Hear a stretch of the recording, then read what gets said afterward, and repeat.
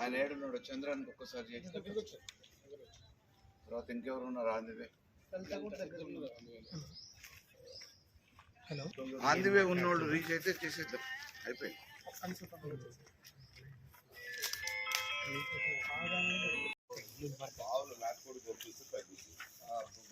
ఇప్పుడు అన్నలు కూడా అడగండి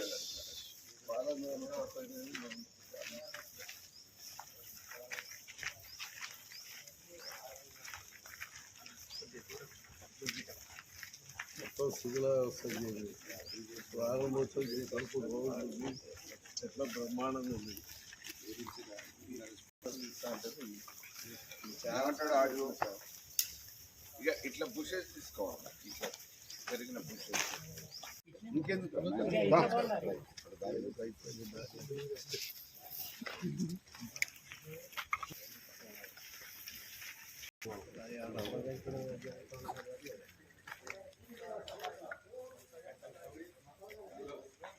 ఇబ్బంది పెడుతున్నారంటే ఉత్తమ్ కుమార్ రెడ్డి వారి దంపతులకి ప్రజల మీద ఉన్న మమకారం ఏంది, మాకు పిల్లలు జల్లలు లేరు, మీరే పిల్లలు అని చెప్పుకుంటున్న వాళ్ళు పిల్లలు అనాథలుగా రోడ్ల మీద చలికి ఎండకి వానకి తడుస్తూ ఎండుతూ ఇబ్బంది పడుతుంటే కళ్ళకు అవపడట్లేదా అనేది ఒకసారి ఆలోచించాల్సిన బాధ్యత ఉంది. ఏం పాపం చేసిరు కోదాడోళ్ళు? 560 ఇండ్లు పూర్తి చేసిన తర్వాత కూడా శాంతినగర్లో ఎస్టిమేషన్లు ఎట్లా పెరిగినాయి, అవసరం లేని కాడ సింగిల్ రోడ్లు డబుల్ రోడ్లు ఎట్లయితున్నాయి, కమిషన్ల కోసం ఉపయోగపడే పనుల మీద ఉన్న శ్రద్ధ ప్రజలకి సామాన్యులకు ఉపయోగపడే పనుల మీద ఎందుకు ఉండట్లేదు అనేది మేము ప్రశ్నిస్తున్నాం. ఈరోజు అధికారులు కూడా ఎందుకు మౌనం వహిస్తున్నారు? సామాన్యుల పట్ల మీ బాధ్యతను మీరు నిర్వహించాలి కదా. కలెక్టర్ గారు జోక్యం చేసుకొని ప్రభుత్వం నుంచే రావాల్సిన అవసరం లేదు, వారికి కేటాయించిన వారి పరిధిలో ఉన్న నిధుల్ని 35 లక్షల రూపాయలు కేటాయించి ఈ సామాన్యులకి వరంగా వాళ్ళకి చిరు జ్ఞాపికగా ఉంచలేరా?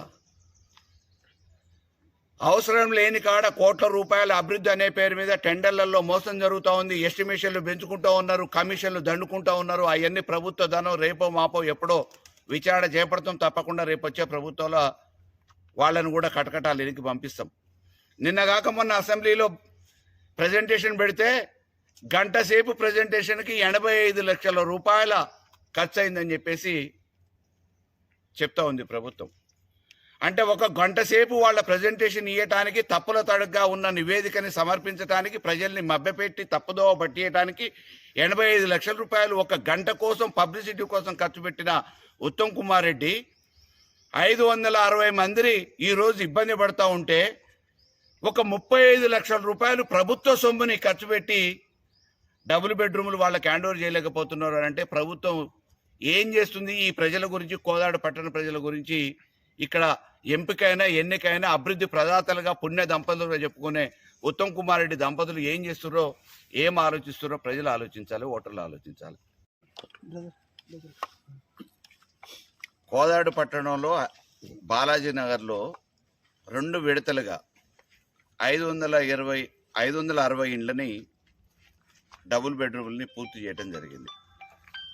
2 విడతలుగా పూర్తి చేసిన ఈ ఇండ్లని 2023 సంవత్సరంలో లబ్ధిదారులకి ఎంపిక ప్రక్రియ ద్వారా కలెక్టర్ పర్యవేక్షణలో, ఆర్డీఓ గారి సమక్షంలో వీడియోల ద్వారా లబ్ధిదారుల ఎంపిక కూడా పూర్తయిపోయింది.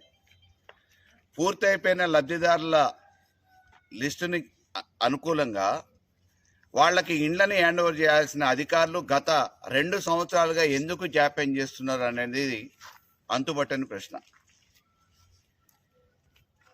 అధికారుల నుంచి వస్తున్న సమాధానం ఏంటంటే కరెంటు కనెక్షన్ ఒక్కటి ఇచ్చేస్తే అయిపోతుంది, కరెంటు కనెక్షన్ ఇచ్చినాక వాళ్ళకి హ్యాండ్ ఓవర్ చేస్తామని చెప్తా ఉన్నారు.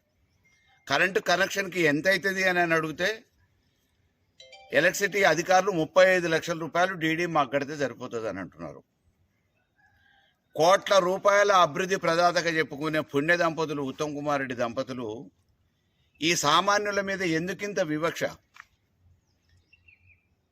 ఇవాళ ఇండ్లలో పని చేసుకొని రోడ్లు ఊడ్చుకుంటూ సామాన్య జీవితం గడుపుతున్నోళ్ళు తలదాచుకోవడానికి ఇల్లు లేక కిరాయిలు కట్టలేక నానా అవస్థలు పడుతున్న ఆ సామాన్యుల బాధల్ని అర్థం చేసుకొని తెలంగాణ ప్రభుత్వం నాటి ముఖ్యమంత్రి గారు సామాన్యుల కళల్ని నిజం చేయడానికి డబుల్ బెడ్రూమ్ పథకాన్ని ప్రజలకు అందించింది. దానికి అనుగుణంగా దాదాపుగా 75 కోట్ల రూపాయల నిధులతోని నిర్మాణం పూర్తి చేసి లబ్ధిదారుల ఎంపిక కూడా పూర్తి చేసి ఇచ్చిన వాటిని 35 లక్షల రూపాయలు ఎలక్ట్రిసిటీ డిపార్ట్మెంట్కి